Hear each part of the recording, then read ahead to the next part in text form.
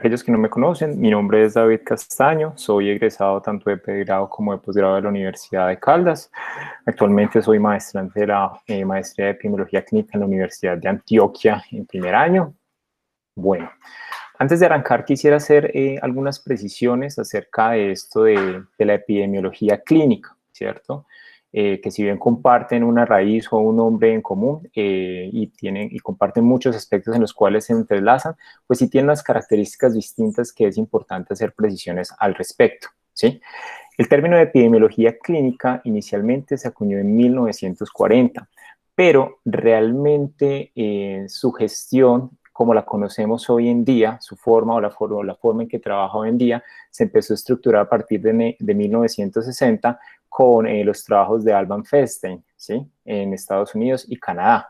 Y hasta el momento de las definiciones que más que podrían definir un poco la labor de la epidemiología clínica es dado por Sackett, otro de los grandes de la epidemiología clínica, y habla acerca de la aplicación de métodos epidemiológicos y bioestadísticos por parte del personal de salud asistencial en el área de diagnóstico y terapéutica con la finalidad de mejorar la salud de los pacientes. Esto es muy importante porque usualmente la epidemiología trabajaba con las poblaciones y determinantes de la salud, pero la epidemiología clínica es llevar todo ese conocimiento y todas esas herramientas de investigación para aplicarlas en el ejercicio del clínico al día a día, ¿sí? Entonces, la epidemiología clínica abarca 4 grandes aspectos, ¿cierto? El aspecto que tiene que ver con el diagnóstico, ¿sí?, de las enfermedades, la etiología de las enfermedades, que todavía lo comparte muy comúnmente con la epidemiología general, el pronóstico de los pacientes y el tratamiento. Bueno, cuando vemos un poco acerca de la evolución de la epidemiología, vemos que han habido una serie de evoluciones, y algunos hablan acerca de revoluciones, y es que a partir de 1960 se empieza a generar evidencia. ¿Qué quiere decir eso?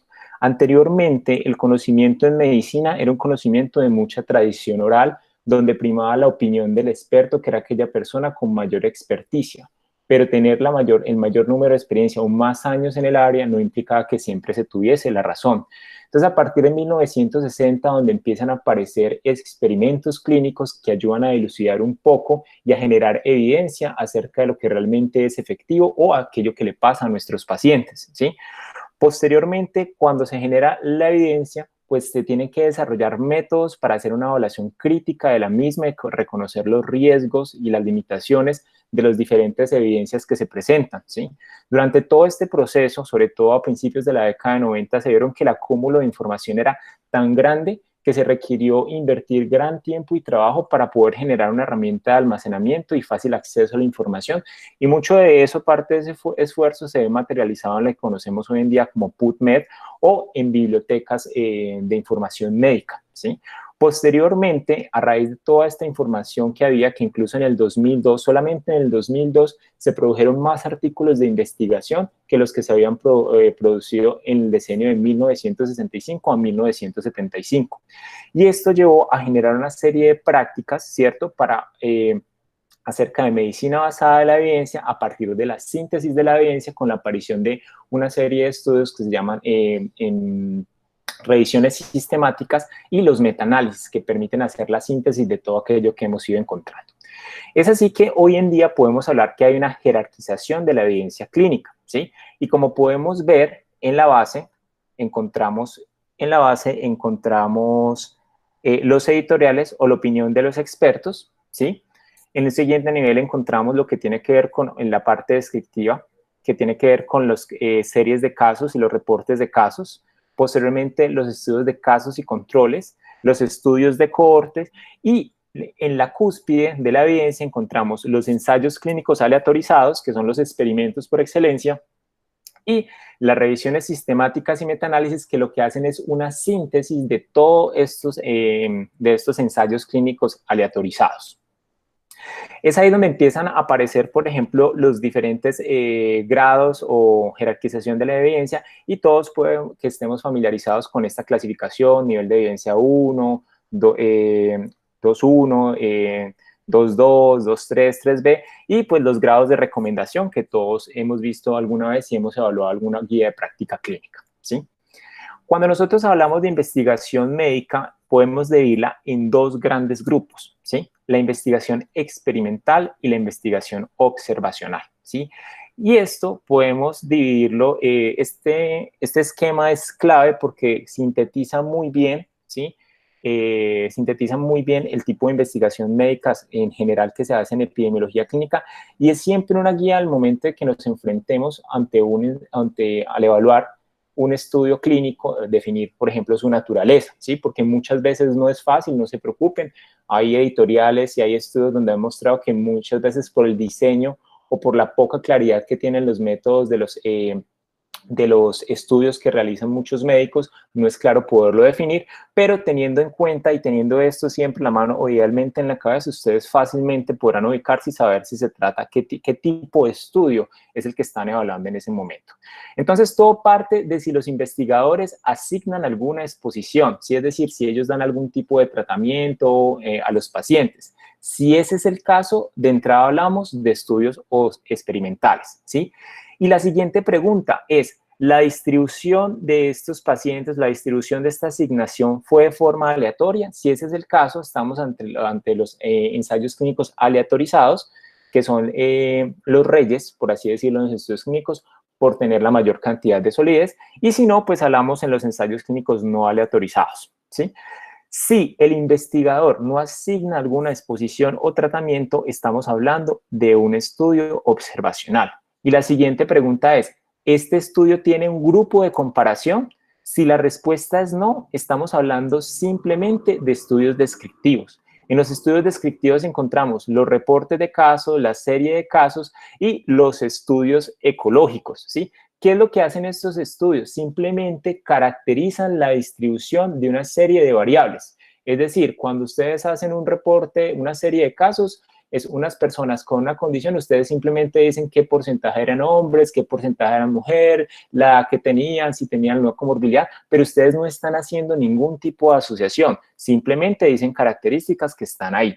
Estos estudios tienen valor sobre todo desde el punto de vista exploratorio, es decir, son importantes porque ayudan a generar hipótesis que posteriormente podrán corroborarse por estudios más rigurosos y con mejor diseño metodológico para evitar los sesgos, ¿sí? Si por el contrario, en un estudio observacional vemos que hay una comparación, entonces de entrada hablamos que se tratan de los estudios analíticos. Y los tres más comunes que tenemos son los cross-sectional o transversales, los casos y controles y los estudios de cohorte, ¿sí? Hay otros que hablaremos un poquitico, los tocaremos al final, que ya tendrían que ver con estudios observacionales como evaluaciones económicas, como estudios y validación pues, de escalas y demás. Entonces, en estos tres es muy importante definir la dirección de los eventos y el tiempo, ¿sí? Cuando nosotros hablamos de un estudio transversal, usualmente estamos evaluando la exposición y el desenlace al mismo tiempo. Ejemplo, número de pacientes que llegan al servicio de urgencias de Santa Sofía infartados y que tengan colesterol LDL por encima de 160. Eso es un estudio transversal. Usted simplemente va a escribir cuántos de ellos o qué porcentaje de ellos tenían el colesterol por encima de ese nivel y nada más. Usted no va a establecer, solamente va a hacer una descripción, ¿sí? Usted no sabe en este caso qué fue primero. ¿Será que el LDL se subió por el infarto o fue el LDL el que generó el infarto, ¿sí? Cuando nosotros miramos los casos y controles, ¿sí? Lo que se hace es que yo tengo un grupo de pacientes con un evento en particular, digamos, enfermedad coronaria, y voy a compararlo con aquellas personas que no tengan enfermedad coronaria y voy a mirar qué cosas tienen en común y qué cosas tienen diferente y mirar si aquello que es diferente representan factores de riesgo, ¿sí?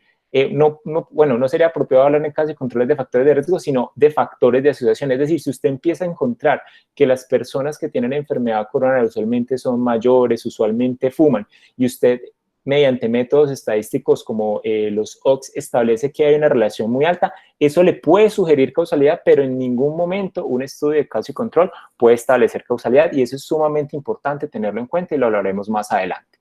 Si por el contrario hablamos de un estudio de cohorte, quiere decir que yo tengo una serie de personas que les estoy haciendo seguimiento a lo largo del tiempo y yo miro cuáles de esas personas presentan un desenlace de interés.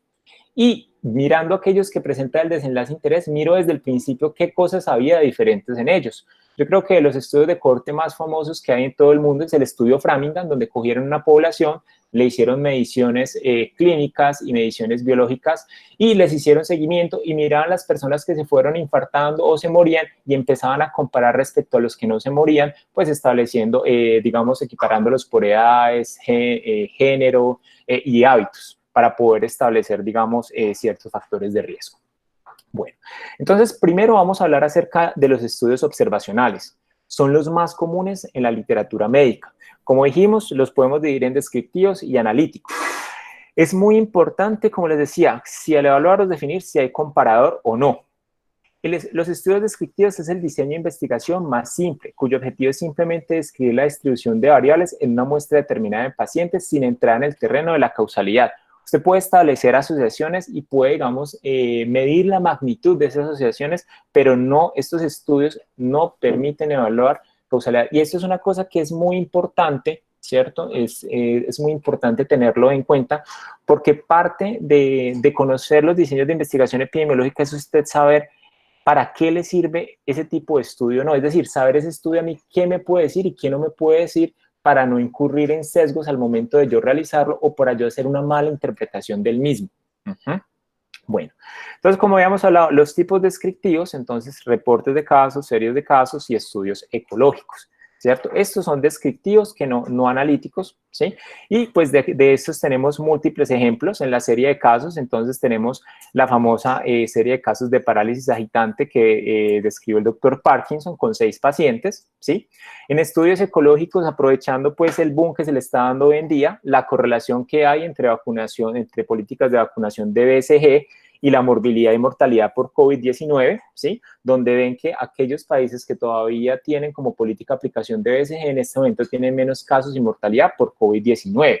Esto es un estudio que ejemplifica muy bien, ¿sí? Y ya de entrada les empiezo a hablar acerca de las limitaciones que tiene este estudio, porque sí, hay una asociación, ¿sí? Hay una asociación, es decir, es más común que hayan muertos en países donde no vacunan contra BCG, pero esa asociación fácilmente se puede explicar por muchas cosas y es lo que se llama la falacia ecológica, que pronto más tardecito lo explicaremos. Y en reporte de casos, pues bueno, recordemos que este es el país del Sagrado Corazón. Entonces, este caso del linfogranuloma venéreo posterior a contacto sexual con una burra, reporte de caso en pediatría, Cartagena, Colombia, ¿sí? Donde no, lo único que se hace es una descripción de las características de este paciente. Respecto a los reportes y series de casos, es importante tener en cuenta, se tratan de descripciones narrativas de un evento determinado. Diferencia entre reporte de caso y serie de casos muchas veces es arbitrario, ¿sí? En el sentido estricto de la palabra, cuando uno dice serie de casos, ya habla más de dos casos, pero algunas personas dicen que hablan más de 5. Bueno, lo importante es, y lo más aceptado, si usted va a reportar una condición en más de 2 casos, ya eso es una serie de casos, así el número no sea muy grande, ¿sí? Importante tener en cuenta es, su propósito es netamente descriptivo, sin embargo, puede servir para formular hipótesis. Esto es sumamente importante. Ustedes pueden hacer la descripción y en la discusión, si ustedes realizan una serie de casos, ustedes pueden atreverse a hacer hipótesis al respecto, pero tienen que saber que esas hipótesis ustedes no las pueden respaldar de una forma muy fuerte por métodos estadísticos y muy posiblemente a través de la causalidad, ¿no? Porque muchas veces en estos reportes de casos no se tiene el suficiente conocimiento teórico o el conocimiento de los fenómenos básicos que están subyacendo, que subyacen al fenómeno que se está describiendo. ¿Qué no puede hacer en una serie de casos? Determinar causalidad. ¿Por qué? Porque no hay forma no hay forma de definir qué fue primero, si la exposición o el desenlace, como habíamos dicho. Usualmente los tamaños de muestra no permiten establecer o utilizar métodos estadísticos para evaluar si hay una asociación fuerte o no. Usualmente hay sesgos de medición. No hay grupos control, hay un sesgo de selección y usualmente hay mucho sesgo de confusión, ¿sí? Es decir, usted no sabe qué fue primero, el evento o el factor o algún factor que usted le haya llamado la atención y que haya encontrado en común en este grupo de los pacientes que ustedes haya hecho una serie de casos. ¿Cuáles son los objetivos de los reportes y las series de casos? Reconocer y describir nuevas enfermedades. Entonces, aquí para dar un ejemplo, recuerden que antes de iniciar la pandemia como COVID inició como eso, como una serie de casos de un grupo de personas en Wuhan que empezaban a tener unas neumonías en el cual no identificaban a gente a pesar de todas las características y que eran un grupo de personas, la mayoría de ellos, que habían tenido contacto con el mercado de mariscos de esta ciudad, ¿sí? Bueno, también sirven para detectar efectos colaterales de medicamentos e intervenciones. Esto es importante. Muchas veces las intervenciones o los medicamentos, cuando son aprobados, usualmente como se prueban en un número relativamente de personas, solamente cuando empieza a generalizarse al público es cuando se pueden identificar, digamos, reacciones adversas que en los ensayos clínicos inicialmente no estaban y es importante tenerlos en cuenta. También ayudar a estudiar mecanismos de la enfermedad, ¿sí? También con objetivos de educación médica y para reconocer manifestaciones raras de la enfermedad, ¿sí? Bueno, los estudios ecológicos son descriptivos también, sin embargo, en estos hay que tener en cuenta que la unidad de análisis son poblaciones o grupos y no individuos como tal, que esto es lo que comparte principalmente con la epidemiología general, ¿sí? Entonces, ¿qué es lo que buscan? Describir variables dentro de poblaciones o grupos. Ejemplo, consumo de tabaco en diferentes países, ¿sí? Entonces, por ejemplo, parte de estos estudios ecológicos empezaban a ver aquellos países que consumían más tabaco tenían mayor prevalencia de cáncer de pulmón, ¿sí? Ese fue un estudio que hubo y, como les digo, no permitía establecer, pues en ese momento cuando se hizo, no permitía establecer causalidad, pero permitía generar hipótesis y permitir que los investigadores llevasen a cabo estudios más rigurosos para ver si realmente había una asociación significativa al respecto y había un nexo etiológico. Evaluar efectos de una variable sobre un grupo poblacional, explorar variables explicativas y proponer medidas para modificar comportamientos o intervenciones dentro de una población específica. Entonces, parte de este tipo de cosas es evaluar el número de TEC severos o muertes en accidente de tránsito antes de que se empezara a exigir el casco a las personas o no. Eso es un estudio ecológico, ¿cierto? Que se hace en una serie de tiempo. Mirar cómo estaba la mortalidad ajustada por el número de conductores de motocicleta cuando no se utilizaba y no se exigía el casco y cómo esta cambió posteriormente a que se exigió la norma, ¿sí? Los diseños de estudios ecológicos, el método de medición, la exposición, es importante también porque también se pueden hacer análisis netamente exploratorios, es decir, hacer la descripción del área, pero también se pueden hacer inferencias analíticas. Sin embargo, hay que tener en cuenta que estos métodos analíticos corren muchos riesgos de sesgos. Cuando uno habla de métodos analíticos en los estudios ecológicos es cuando se empiezan a utilizar herramientas de bioestadística para mirar a ver si hay asociación. Sin embargo, aquí, y es muy importante resaltar, que no es solamente importante los valores que nos da la bioestadística, el valor P, el intervalo de confianza, sino que siempre lo que debe primar es la lógica, ¿cierto? La lógica médica, la lógica, ¿cierto? Nuestro raciocinio en ciencias biológicas para permitir establecer si esa decisión, si ese hallazgo es cierto o no, ¿sí? Y eso pues lo hablaremos más adelante con un ejemplo. Dentro de los estudios ecológicos, yo creo que el ejemplo más paradigmático y que abre y que genera o inaugura el nacimiento propiamente de la epidemiología clínica es John Snow y la epidemia de cólera, donde él empieza a ver que hay una epidemia de cólera en Londres y él empieza a mirar los pacientes que hay y empieza a mirar qué cosas había en común. Y veía que la gran mayoría de los brotes, o donde los brotes eran más fuertes, eran aquellas personas que habían estado en contacto, ¿cierto?, con una fuente de agua que estaba contaminado. Incluso empezó a establecer como el mapa y hacer rastreo de los casos y siguiendo la densidad de los casos, pudo establecer cuál era el pozo que estaba contaminado y con cerrarlo a los 15 días los casos empezaron a disminuir significativamente, ¿sí? ¿Qué ventajas tienen los estudios ecológicos? Son de bajo costo y rápidos de realizar, son muy convenientes. Usted simplemente necesita datos. Usted puede entrar a internet, busca los datos y puede establecer incluso asociaciones. Tiene limitaciones de medición a nivel individual, tiene limitaciones de diseño a nivel individual, ¿sí? Tienen interés ecológico, digamos, cuando no solamente quiero hablar cuestiones humanas, sino impacto sobre la naturaleza. Simplicidad de análisis y presentación también es otra de sus ventajas. Sin embargo, tiene serios problemas metodológicos, ¿cierto? Como el sesgo ecológico, la falacia ecológica, como lo vamos a ver ahorita con el ejemplo de las cigüeñas, ¿sí? Dificultad para generar control de variables confusoras, mala clasificación dentro de los grupos, datos ausentes, algo que se llama colinealidad, que es cuando dos variables están tan estrechamente relacionadas la una de la otra, yo no puedo ver el efecto que está teniendo una u otra sobre el efecto que yo estoy estudiando, ¿sí? Lo otro en los estudios pues, ecológicos es que cuando yo hago estudio de poblaciones, pues hay migración de estas y eso pues me hace perder datos e información de lo mismo.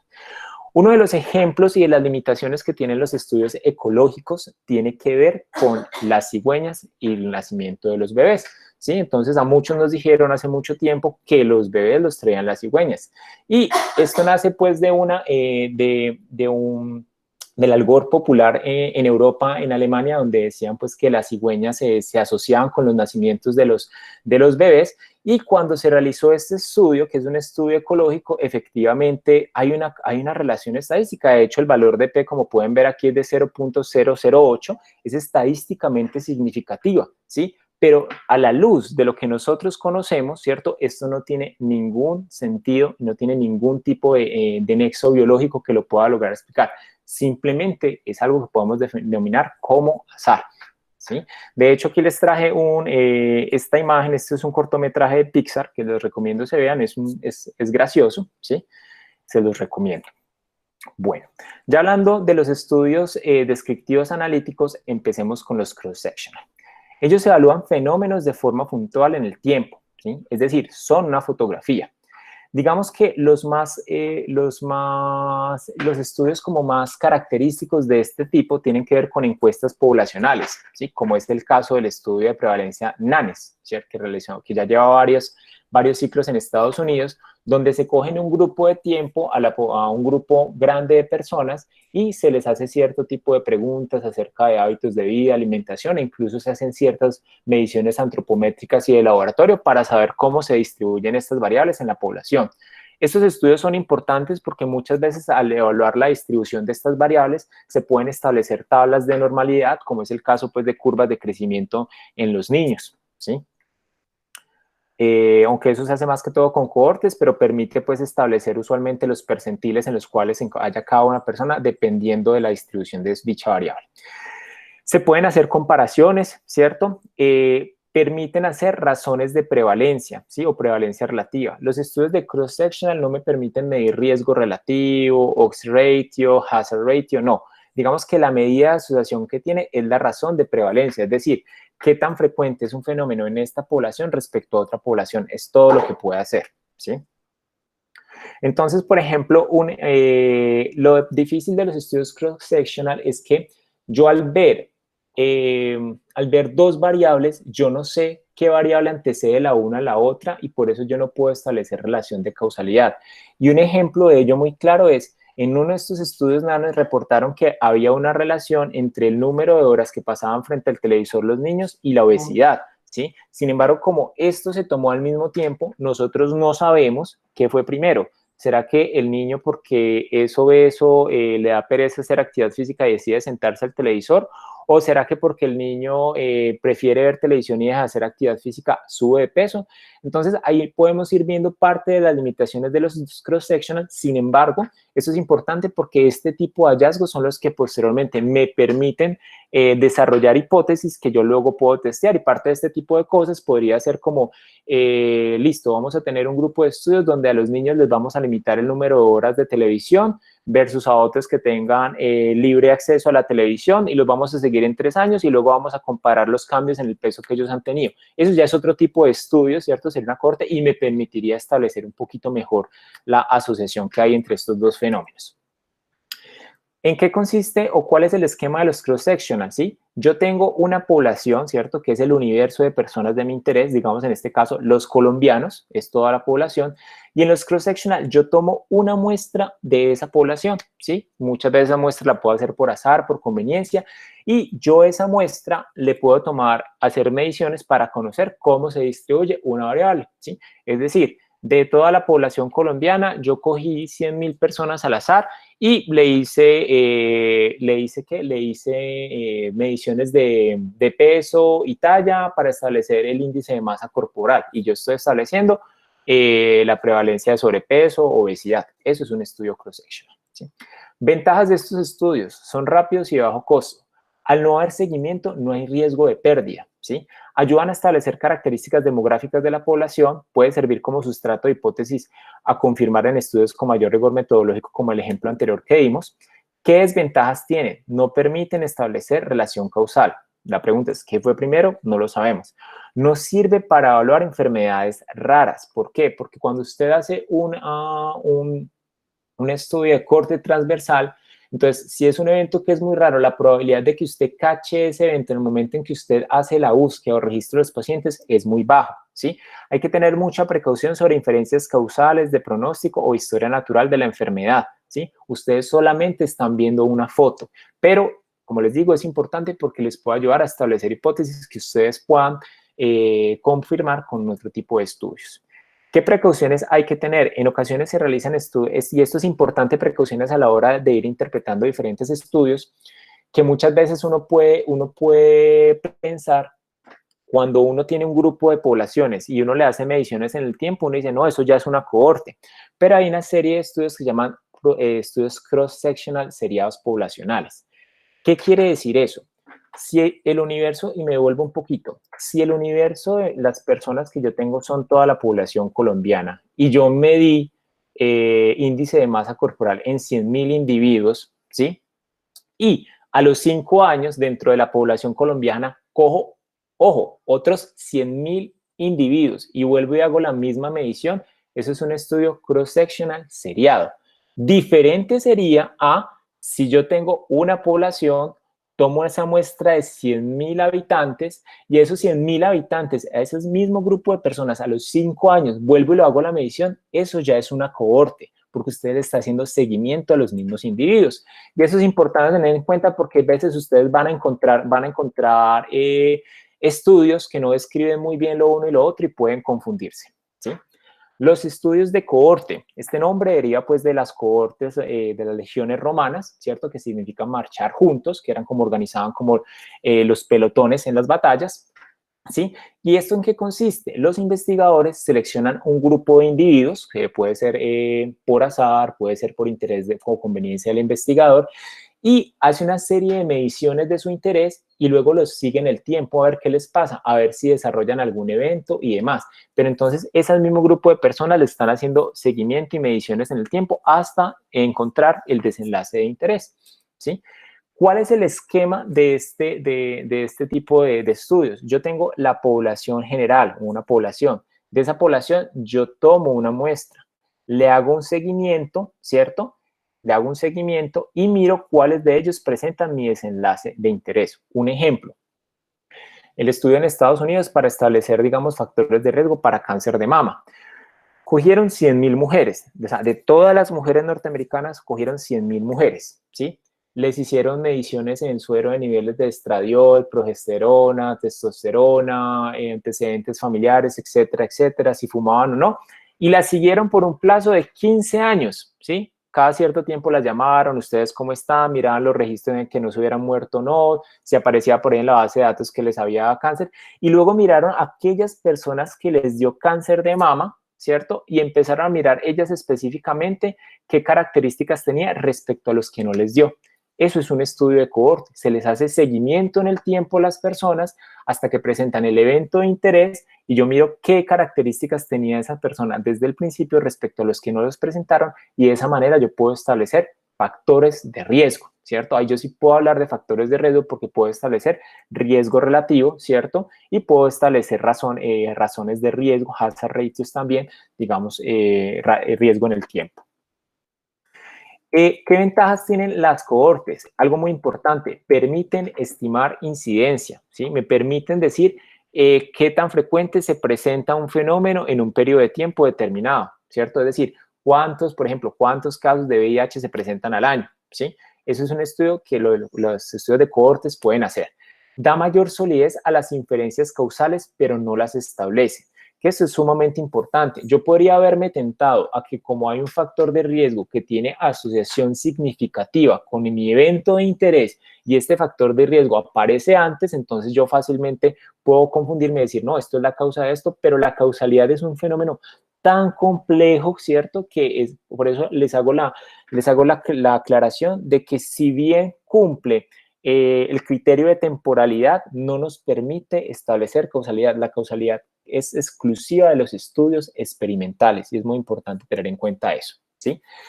Permite una medición más confiable de las variables de interés, ¿sí? Es decir, yo tengo una medición un poco más precisa, incluso cuando les hago mediciones en el tiempo, yo puedo saber si ese factor de riesgo se mantuvo y tuvo relación con el desenlace, porque puede que la persona haya tenido en una de las mediciones una de las características o un factor con el cual yo crea que sea un factor de riesgo, pero que ese factor sea espurio, es decir, no se mantenga en el tiempo, como el caso del cigarrillo. Es decir, yo no puedo decirle a la persona, en las cortes, yo puedo establecer los patrones de consumo de cigarrillo, cosa que yo no puedo hacer en casos y controles, porque al mirar hacia atrás siempre está el sesgo de memoria y no sé exactamente qué tanto fumaba el paciente, a cambio con un estudio de cohorte sí. Permite esta estimación de riesgos relativos y HR. ¿Cuáles son las desventajas? Son estudios sumamente costosos, ¿cierto?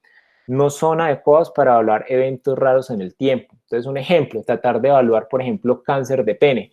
Para yo poder hacer un estudio de esos, tendría que tener una cohorte gigantesca para poder encontrar unos poquitos casos al respecto, ¿sí?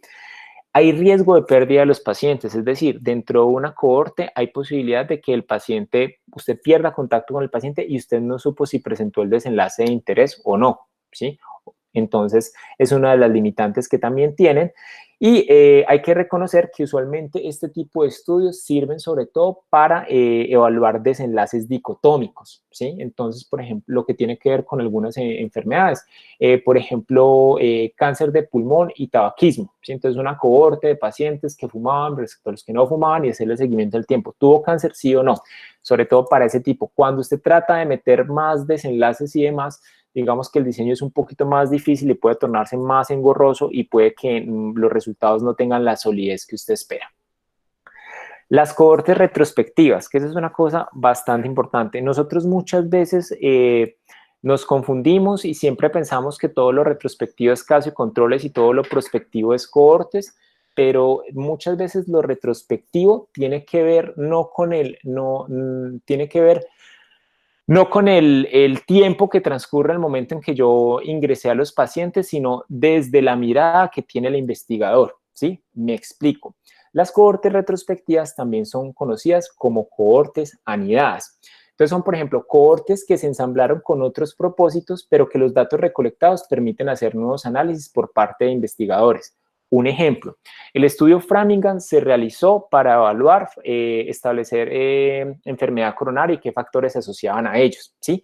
Pero esa misma cohorte, investigadores posteriormente cogieron y evaluaron factores posibles, factores de asociación con osteoporosis, ¿sí? Es decir, la corte no se ensambló buscando osteoporosis, pero como tenían datos de la edad, sexo, si fumaban, no, antecedentes familiares de fractura y tenían incluso muestras en suero para evaluar, pues, para evaluar ciertas variables bioquímicas y demás, se pudo realizar este estudio. Entonces es muy importante cuando ustedes hablen de una cohorte, ¿cierto? Lo más importante es que ustedes puedan ver desde el momento en que la persona tiene la exposición hasta que dé el resultado, independiente de donde se pare el investigador, porque muchas veces el investigador puede pararse desde la exposición, como es el caso que les comentaba de los investigadores de Framingham que lo diseñaron para enfermedad coronaria, pero en ciertos casos el investigador puede pararse desde el resultado, es decir, ya sé quiénes fueron los que tuvieron las fracturas,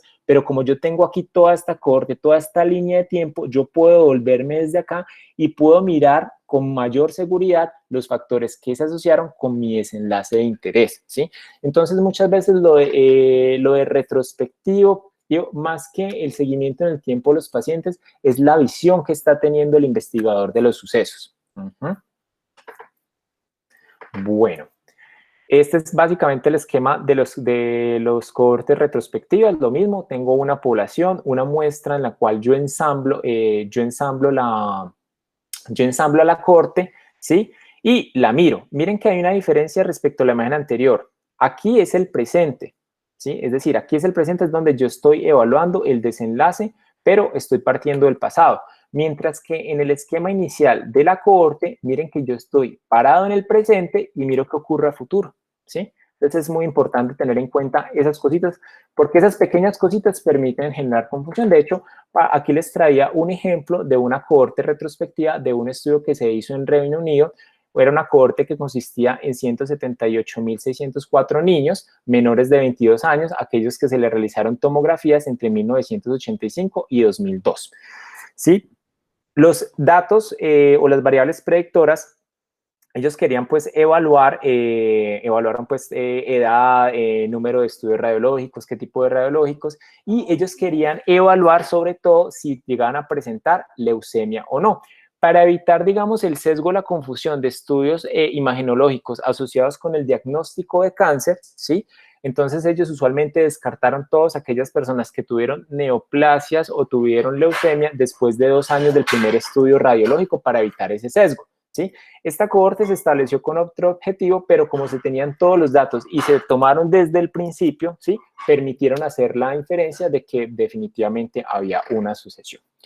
Los estudios de cohortes múltiples. ¿Qué son este tipo de estudios? Esos estudios me permiten, dentro de una misma población, generar seguimiento a personas con diferentes factores de riesgo y mirar los desenlaces. El ejemplo más claro, como lo vimos ahorita, es dentro de toda la población de los fumadores, yo tomé un grupo de fumadores y los seguí en el tiempo para ver si presentaban cáncer. Y yo cogí dentro de todos los pobladores, población que no fuma, yo cogí un grupo de ellos y les hice el seguimiento para ver cuáles presentaban el desenlace, ¿sí? Ese era un ejemplo. Aquí hay otro ejemplo donde incluso utilizaron 3 cohortes, ¿sí? Pues no solamente pueden ser 2. Este es un estudio que hicieron en California, en pacientes del seguro del Kaiser permanente, donde querían investigar, por ejemplo, si había relación entre el desarrollo neurocognitivo de los niños en asociación con la relación con niveles de bilirrubina mayores de 25, con deshidratación, y respecto a una cohorte que no tuvo ningún problema, ¿cierto? O sea, que no se detectaron ninguno de estos 2 problemas y se le hicieron seguimiento a los 5 años, en los cuales obviamente estas evaluaciones se hicieron por evaluadores que estaban cegados al antecedente de los niños y no se encontró que había sucesión. Los casos y controles, ¿sí? Estos son estudios bastante difíciles, son contraintuitivos porque muchas veces ir hasta el pasado o establecer las asociaciones dadas con información de los pacientes es muy difícil, ¿sí? Se parte del evento de interés hacia sus posibles factores de riesgo o factores predictores, ¿sí? Se seleccionan personas con evento de interés y aquellos que no lo presentan para establecer diferencias acerca de los posibles factores de riesgo implicados o variables de asociación. Entonces es muy importante cada vez y lo clave cuando estén hablando un estudio de casos y controles, que haya una muy buena definición de caso y que sea muy clara y que haya una muy buena definición de controles y lo mismo. Entonces, caso, aquella persona que tiene el evento de interés, entonces colocar todas las características para definir los criterios de inclusión de esos pacientes, y el control, aquella persona que no tiene el evento de interés y con quien se hace la comparación. Esto representa muchos riesgos porque el éxito de los casos y controles depende de la adecuada selección de los controles, porque si yo no hago una adecuada selección de los mismos, ¿qué sería lo ideal? Lo ideal sería que los estudios de casos y controles sirven para aproximarse o tratar de darle solidez a una hipótesis que yo tengo. Entonces, lo ideal en casos y controles es que si yo sospecho, por ejemplo, que hay una asociación entre tabaquismo y cáncer de pulmón, y yo tengo un grupo con cáncer de pulmón, ¿cierto? Lo ideal es que los controles sean exactamente iguales a los casos y que lo único en lo que se diferencien sean en que fumaran o no fumaran. Pero hacer eso es muy difícil, ¿sí? Garantizar que sea lo único en lo que se diferencien es muy difícil y eso ya de entrada permiten que entren otras variables que están desbalanceadas entre los diferentes grupos, entre los casos y los controles y podría generarme sesgos y confusión, ¿sí? ¿Cuál es la línea básica de los casos y controles? Como dijimos acá, yo parto desde el desenlace y trato de ir en el tiempo a mirar cuáles fueron las exposiciones que me ayudaron a determinar este tipo, el desenlace de interés, ¿sí? ¿Cuál es el esquema que yo tengo en estos pacientes? Entonces, aquí en el presente, dentro del grupo de personas que presentaron mi evento de interés, digamos otra vez cáncer de pulmón, yo tomo una muestrica y dentro del grupo de personas que no tienen el evento de interés, yo tomo una muestrica y empiezo a comparar diferentes variables de interés a ver qué me encuentro, ¿sí? ¿Cuáles son las ventajas de los casos y controles? Permiten estudiar eventos raros y este sigue siendo como su principal valor, sobre todo en enfermedades huérfanas, es decir, enfermedades que son tan raras que poder ensamblar una cohorte o poder desarrollar un estudio experimental es muy difícil, entonces una forma de aproximarnos. Son económicos y rápidos de hacer, permiten caracterizar a las personas con la condición de interés, permite establecer fuerza de asociación entre variables predictoras y desenlace, que ojo, no es lo mismo que causalidad, que eso es importante, y permite generar hipótesis. Entonces, usualmente los casos y controles son casos, son estudios que usualmente son muy mal vistos, caen más en desgracia, pero parte de ellos no es que sean malos estudios, sino que son estudios muy difíciles de hacer. De hecho, Alban Feinstein se jactaba, que es el padre de la epidemiología clínica, que él y 3 personas más eran los únicos que sabían hacer estudios de casos y controles. Y tiene de alguna manera razón porque establecer los controles es muy difícil. Y si ustedes me preguntan a mí, desde el punto de vista bioestadístico, el trabajo que usted tiene que hacerle a un casos y controles para poder depurar toda esa asociación, hacer esos análisis multivariable, son de los tipos de estudios que más exigencia tienen desde el punto de vista bioestadístico, ¿sí? Sin embargo, hay que resaltar algunos aciertos que han tenido. Por ejemplo, fue gracias a un estudio de casos y controles que se logró con solamente 7 casos y 30 controles se pudo establecer la asociación que había entre dietilbetilestrol y el riesgo de cáncer genital en niñas. ¿Qué desventajas tienen? Se restringen a un solo resultado, la información es limitada, alta susceptibilidad a sesgos, algunos lo llaman los estudios del templo del sesgo, ¿cierto? El muestreo separado de los casos y controles y que son medidas retrospectivas, lo cual generan incertidumbre. Parte de sus desventajas se ven relacionadas a que muchas veces los casos que yo ingreso para estudio no son una representación clara de todos los casos. Me explico. Cuando usted hace un estudio de casos y controles, digamos, dentro de todas las personas, hablemos otra vez de cáncer de pulmón, dentro de todas las personas de cáncer de pulmón, usted no va a evaluar a aquellos que no tuvieron atención médica o aquellos que fueron vistos en otros centros, aquellos que fueron vistos pero que no tuvieron un diagnóstico claro y aquellos que se murieron. Entonces usted ve que la población que tiene acá es muy poquita y muy posiblemente esa población que le quede ya de entrada tiene unas características que la hace que por azar simplemente es distinto del grueso de la población de las personas que presentan el evento de interés, ¿sí? Los casos y cohortes también tienen modelos que podemos denominarlos mixtos o híbridos, ¿sí? Y también hay formas de casos anidados en cohortes, ¿sí? ¿Cuáles son esos casos anidados en cohortes? Lo mismo, tenemos una población, ¿cierto? En el pasado, que fue una cohorte que previamente se ensambló con otro motivo. Otra vez puede ser el ejemplo de Framingham, ¿cierto? Entonces, de esa población ensamblé la cohorte, le hice seguimiento en el tiempo. Digamos que a mí me dio por ver en esos pacientes de Framingham, ole, ¿a cuánto les dio melanoma? Entonces digo, ¿cuánto les dio melanoma? Esos son todos los casos, ¿sí? Y respecto al resto de la cohorte, yo voy a sacar unos controles, ¿cierto? Tratando de aparear con cada una de las cosas y tratar de establecer los factores de riesgo uno y otro, ¿sí? Entonces la diferencia respecto a una cohorte retrospectiva es, digamos, la posibilidad que yo tengo para tener como toda la información, para decir si yo le puedo estar haciendo el rastreo desde el pasado hasta el presente o si me toca ir desde el presente hasta el pasado. Eso determina si es una cohorte retrospectiva o si es un caso y controles anidados en cohortes. Entonces, un ejemplo claro de este tipo de estudios, entonces, para determinar si los niveles de hormona incrementaban el riesgo de cáncer de mama, ¿cierto? Entonces, los investigadores usaron la cohorte que estaba de las fracturas, una cohorte de fracturas osteoporóticas. Esta fue una buena elección porque se tenían muestras de suero de los individuos en esta cohorte que habían sido tomadas en el tiempo de la investigación durante la examinación de base y que fueron refrigeradas a menos 190 grados. Se hizo el seguimiento de los casos en el tiempo, ¿sí? Y posteriormente ya cuando se evaluaron los pacientes que desarrollaron la cáncer de mama y se seleccionó a un grupo de personas, como controles y se establecieron pues los niveles de asociación acorde con los diferentes niveles, que se encontró que definitivamente había relación con aquellas mujeres que tenían mayor niveles de estradiol y testosterona y que eso incrementaba 3 veces el riesgo de cáncer de mama. Parte de otra cosa importante que tiene que ver con los casos anidados es que los casos anidados no hacen una comparación con el resto de la cohorte, como sí lo harían como las cohortes retrospectivas, sino simplemente ajustada a los casos, ¿cierto? Es decir, ajustada a aquellas personas a un grupo que no tenía la condición de interés y que yo les hice ajuste por otros factores, ¿sí? Bueno, otra forma de estudios de cohorte, ¿cierto? O casos y controles anidados, ¿cierto? Que me permiten establecer densidad de incidencia. Este es otro tipo de estudio mixto que también se desarrolla en una cohorte que ya se tenga previamente conocimiento. Entonces, lo mismo, de esa población, yo ensamblé la cohorte, ¿sí?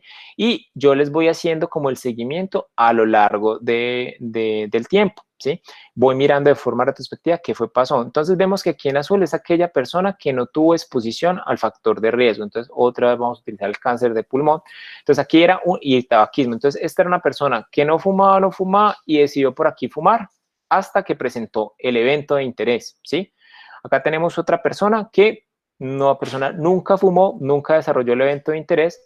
Aquí tenemos otra persona que nunca fumó, pero que yo no sé qué le pasó porque se me perdió el paciente, ¿sí? Acá tenemos otra persona que era fumadora, dejó de fumar y hasta el momento del seguimiento no había presentado el evento, ¿sí? Y aquí, por ejemplo, tenemos otra persona que todo el tiempo es fumadora, es decir, tiene el factor de riesgo, pero que todavía no iba presentando el evento. Entonces, digamos que estableciendo y diferenciando los grupos en los que yo puedo establecer, digamos, densidad de incidencia, que es una medida. Sin embargo, estos estudios son bastante complejos. Aquí les traigo un estudio para tratar como de aclarar un poquitico esto, y es, por ejemplo, para investigar la asociación entre el uso de antidiabéticos tipo tiazolinedonas como pioglitazona y el cáncer de vejiga. Entonces, un estudio que se realizó, pues, realizaron un estudio en Montreal, pero con unos casos anidados de un estudio que se hizo en el Reino Unido sobre diabetes. ¿Sí? Entonces, ellos identificaron la corte en la que iban la corte y el tiempo de riesgo de exposición, ¿sí? Entonces, incluyeron adultos que recibieran su primera prescripción de un antibiótico oral entre el 1 de enero de 1988 y el 31 de diciembre del 2009, quienes fueron seguidos al menos por un periodo de un año antes de la prescripción, de iniciar su primera prescripción. Y estos pacientes empezaron a hablar qué antidiabéticos tenían a lo largo de tiempo y la aparición de cáncer de vejiga. Se identificaron los casos, posteriormente evaluaron los pacientes que habían presentado cáncer de vejiga y posteriormente se trató de evaluar en el tiempo aquellos que utilizaron estos medicamentos, durante qué tiempo lo utilizaron y evaluaron el desenlace y efectivamente se encontró que estos pacientes tenían más riesgo de cáncer de vejiga. ¿Sí? Entonces aquí podemos ver como un pequeño resumen. Entonces vemos como los estudios clásicos, cross-sectional, los estudios de cohorte, casos y controles, y acá están los híbridos que muchas veces representan un problema, ¿cierto? A la hora de yo definir de qué se trata y no, y además porque en la literatura usualmente no se definen muy bien. Se han hecho estudios de sondeo donde hasta el 15% de los estudios descriptivos, analíticos, en revistas importantes tienen una mala clasificación de su estudio o no dan todos los datos respectivos. Entonces, créame que no, si alguno de ustedes ha tenido dificultades en clasificar un estudio, créame que no son los únicos. Muchas veces la naturaleza del estudio así es, o muchas veces el artículo no permite la información suficiente para poderlo establecer, ¿sí? Pero siempre que igual ustedes tengan dudas, vuelvan a lo básico y traten de establecer las medidas mínimas para ustedes acercarse a saber de qué se tratan, por lo menos si es un descriptivo analítico o no, ¿cierto? Con que ustedes ya lleguen ahí, ya es un gran paso para ustedes saber, por ustedes ya sabiendo si es un descriptivo analítico, ustedes saben ese artículo qué les puede decir y qué no les puede decir. Otro tipo de estudios descriptivos analíticos, pues tenemos las revisiones sistemáticas y los metaanálisis, que hacen parte pues de estudios descriptivos basados en fuentes secundarias, los estudios de concordancia, ¿sí? Las validaciones de escalas, las herramientas pronósticas, las validaciones de pruebas diagnósticas y las evaluaciones económicas en salud, que no me detendré pues en ellas, era simplemente para resaltar los otros diseños que están.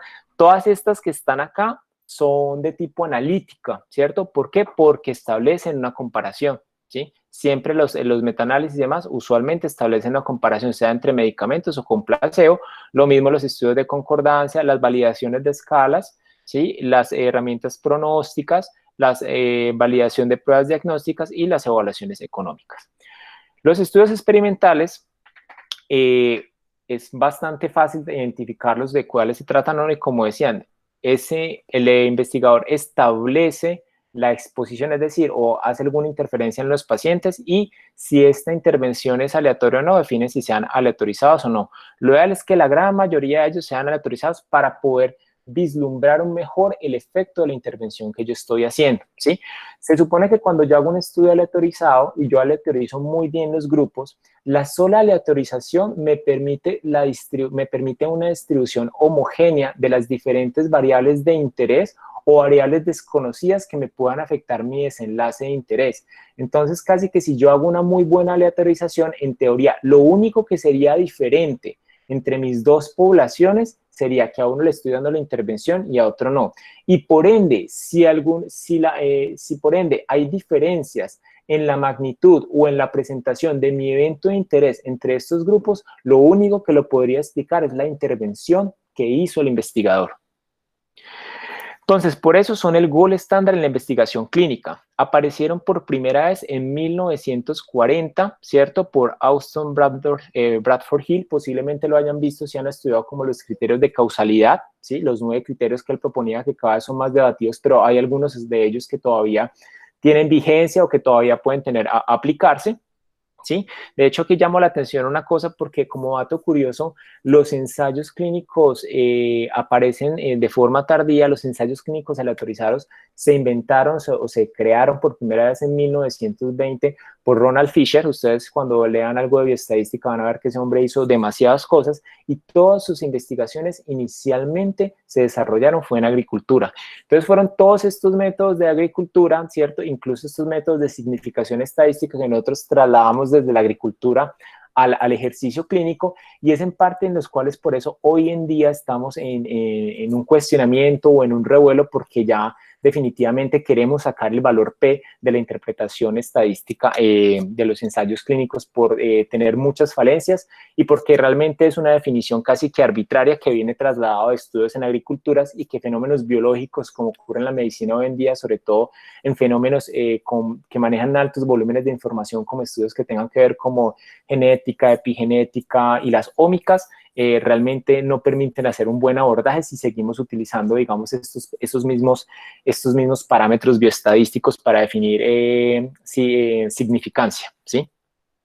Las intervenciones pueden o no estar cegadas a los participantes o investigadores, ¿sí? Que esto es importante, lo ideal es que también esté cegado porque eso garantiza de que el resultado sea mucho más sólido. Usualmente, por lo costosos, lo dispendiosos y demás de estos estudios, usualmente se utilizan en líneas de investigación más maduras, ¿sí? Entonces, usualmente no se hacen con fines exploratorios. ¿Qué ventajas son los únicos que permiten establecer causalidad? ¿Sí? Si se realizan muy bien, tienen una mínima influencia de variables confusoras. Y esto es importante. Hay variables confusoras que nosotros conocemos hoy en día, pero hay un grupo de factores de riesgo que nosotros no conocemos que intervengan en nuestro factor de interés. Se supone que cuando yo hago una aleatorización adecuada, yo elimino porque se supone que ese factor tiene que distribuirse igual entre las dos poblaciones, aquellos que les hago la intervención y aquellos que no. Sus desventajas, el costo requiere mucho tiempo, responden preguntas muy concretas, solamente una, y pues tienen, a diferencia de los otros, son potencialmente lesivos. Cuando yo expongo a un paciente a una intervención, tengo riesgo de que ésta la afecte y pues muchos ya habremos visto ejemplos de muchos estudios que tuvieron que pararse porque el medicamento se mostraba más lesivo. Yo creo que de los casos más renombrados fue el uso de los nuevos anticoagulantes orales para pacientes que tenían prótesis mecánicas que presentaban fenómenos tromboembólicos más frecuentes que aquellos que utilizaban warfarina y tuvo que detenerse el estudio, ¿sí? Tener en cuenta. ¿Cuál es el esquema básico de los ensayos clínicos, cierto? Tengo una población de interés, de esa población tomo una muestra, esa muestra la aleatorizo, ¿sí? A unas les doy una intervención que idealmente debe estar cegada, es decir, ni el investigador ni el paciente saben que están recibiendo y otros reciben un placebo, pero ninguno de los dos saben cuáles dos. Posteriormente, cuando se presentan los desenlaces, si yo paro el estudio, entonces ya quito las etiquetas y miro cuáles fueron los que recibieron la intervención y cuáles no, y establezco las diferencias que hay entre ellos. Los ensayos clínicos son estudios que tienen muchos requerimientos, sobre todo desde el punto de vista financiero y desde el punto de vista logístico, ¿sí? Porque requiere que usted tenga un buen seguimiento de sus pacientes, los esté entrevistando adecuadamente. Y el problema es que muchas veces cuando usted controla tanto las variables y controla tanto el grupo, ese grupo que le ingresa para ser parte de ese ensayo clínico no se corresponde a la realidad. Es decir, este pequeño grupito que yo seleccioné acá, cuando yo hago supraselección en los ensayos clínicos para evitar tanta confusión, muchas veces hace que este pequeño grupito sea completamente distinto a la población y no me permite que los hallazgos de este estudio los pueda generalizar al resto de la población, que es grande las dificultades. Porque de hecho, desde el punto de vista bioestadístico, los ensayos clínicos son casi lo más fácil. Es una diferencia de medias, es una prueba de normalidad, una prueba de student y listo, se acabó la vaina. Pero es la parte logística lo que representa el reto en estos pacientes, ¿sí? Componentes para realizar un ensayo clínico. Los 4 más importantes es definir la población sobre la cual será el estudio, definir el tipo de intervención, definir el grupo control, ¿cierto? Y definir el desenlace a evaluar o los desenlaces clínicos, si va a haber marcadores intermedios o marcadores subrogados, que es importante tener en cuenta. Los ensayos clínicos, la idea pues de esta charla sobre todo era para que conocieran más o menos los diseños básicos de investigación, las diferencias, para que el día de mañana cuando ustedes se enfrenten ante alguna lectura de un artículo de investigación, ustedes puedan definir el tipo de estudios y, digamos, en base a lo anterior que les he mencionado, ustedes aprendan a saber, conocer las limitaciones de lo que le puede decir o no decir un artículo. Es decir, que después de que ustedes lean un artículo de casos y controles, a pesar de que la asociación sea muy alta y que tenga una OR de 30, ustedes pueden decir que hay una causalidad, realmente no es prudente. Entonces, esto es una invitación para que se animen. Muchas veces este tema que tiene que ver con epidemiología clínica no es muy popular, no estamos entrenados, pero simplemente se requiere un poquito pues como de tiempo, empeño, uno se va familiarizando con ellos y realmente le permite algo de ser muy crítico, ¿cierto? Con la evidencia y con lo que uno está haciendo en su práctica clínica en el día a día. Entonces, las conclusiones es que existen múltiples diseños de investigación clínica, es frecuente confundir los distintos diseños de investigación clínica, ¿cierto? Es importante conocer las fortalezas y limitaciones de los diferentes tipos de estudios a la hora de interpretar los resultados y algo que es muy importante, y esto es una invitación a todos ustedes que yo sé que son chicos curiosos, que desean investigar y desarrollar sus... Muchas veces el método es importante, pero más importante que el método es una adecuada pregunta de investigación. Recuerden, el método se rinde ante la pregunta de la investigación y no es al revés. Es decir, no dejen que los métodos limiten su pregunta de investigación. Bulan su pregunta de investigación y el método se les va a hacer diáfano y van a saber qué es lo que deben hacer para probar sus hipótesis. Ya la parte de recursos y demás luego se solucionará, pero que por lo menos ustedes aprendan a hacer una buena pregunta de investigación y empiecen a pensar cómo pueden probar esa hipótesis. Muchas gracias por la invitación.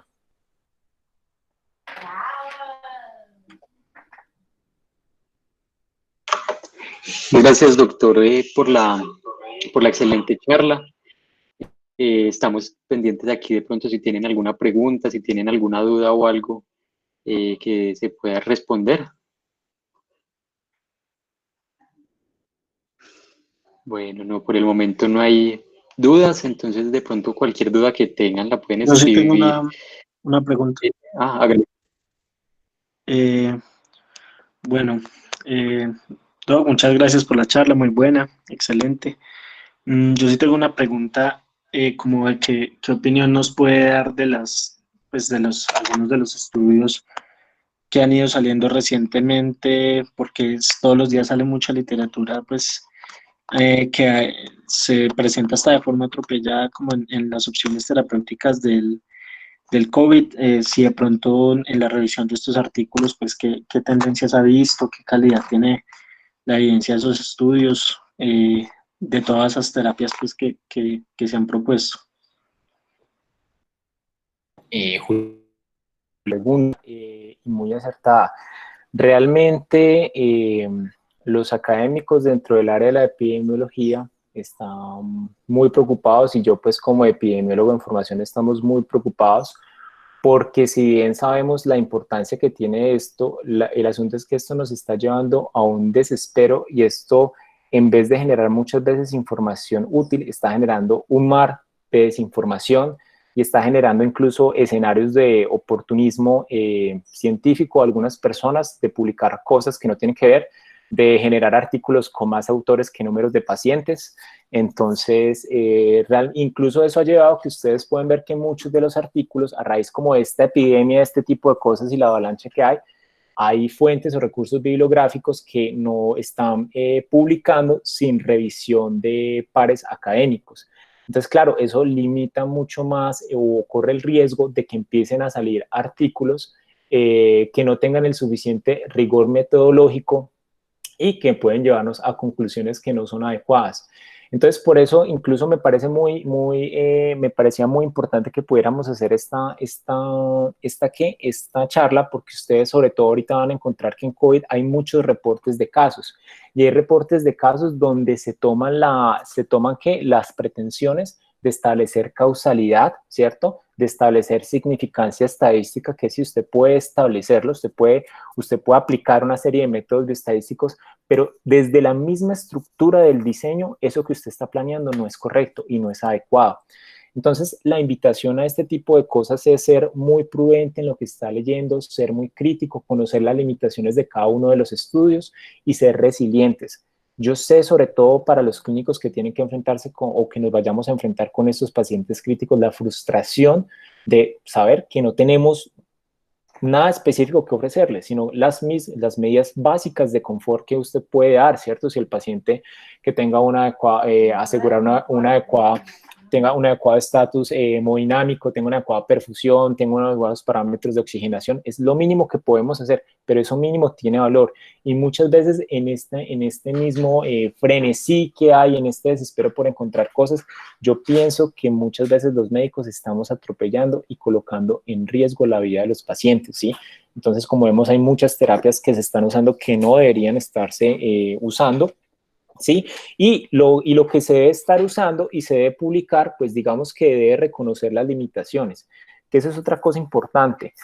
Y también hay que ser consecuentes. Algunos les criticaban a los puristas epidemiólogos que es que hacer un estudio con todas las de la ley, y demás, que esté libre de sesgos, es un estudio que por lo menos tomaría un año, y en un año ya para qué se habría pasado el pico fuerte de la pandemia. Entonces hay que acercar un poco las dos posturas, ¿sí?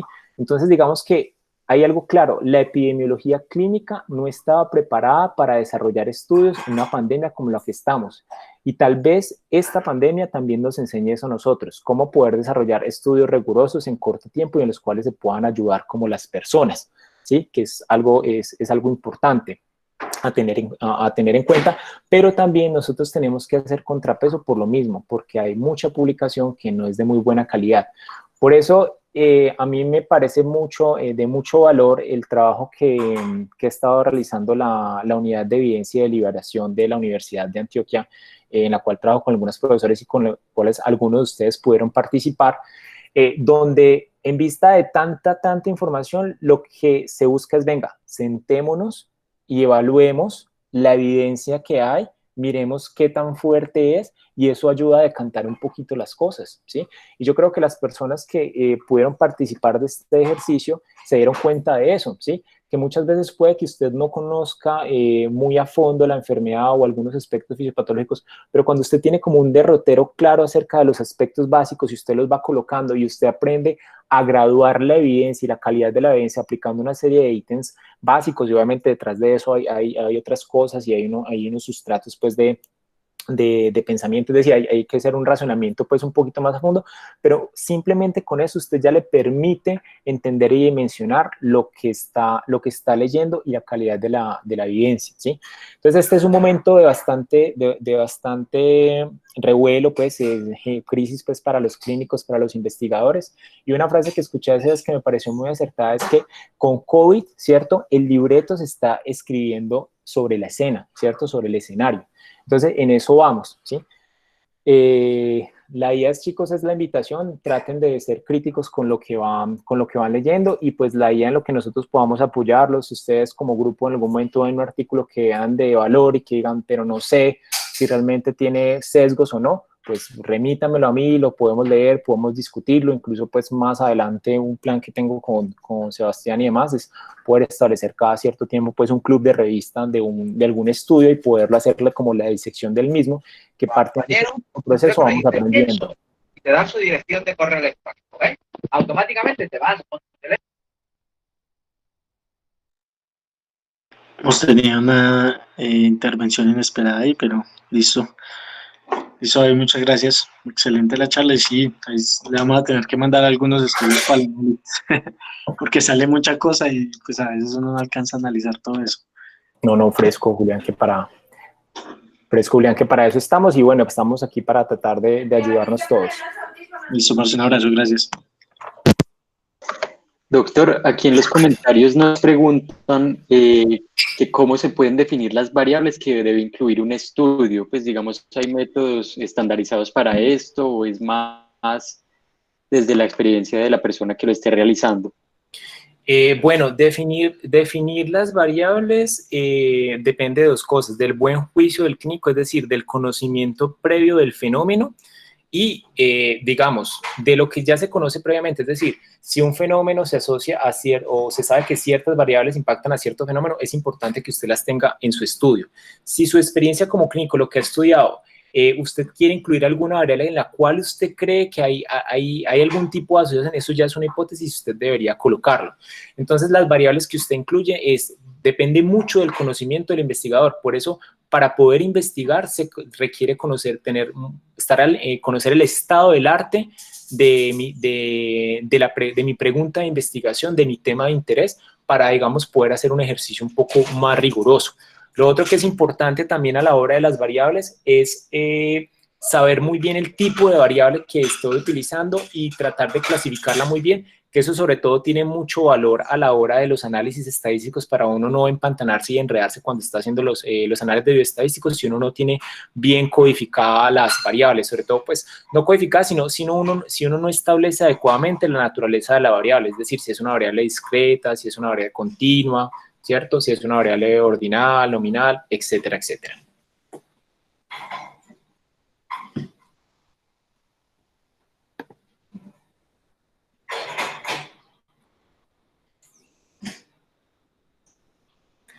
Bueno, no sé si hay alguna otra pregunta. ¿Quieres uno o dos huevos? Listo, doctor, muchas gracias. Pues por el momento no hay más preguntas. Muchas gracias a todos por asistir. Nos vemos la próxima semana en nuestras sesiones semanales el martes y el jueves sobre mediasis y tuberculosis. Los esperamos a todos. Y nuevamente muchas gracias nuevamente, doctor David, por tan excelente charla. Hasta luego. Muchas gracias a ustedes por la invitación. Un feliz día.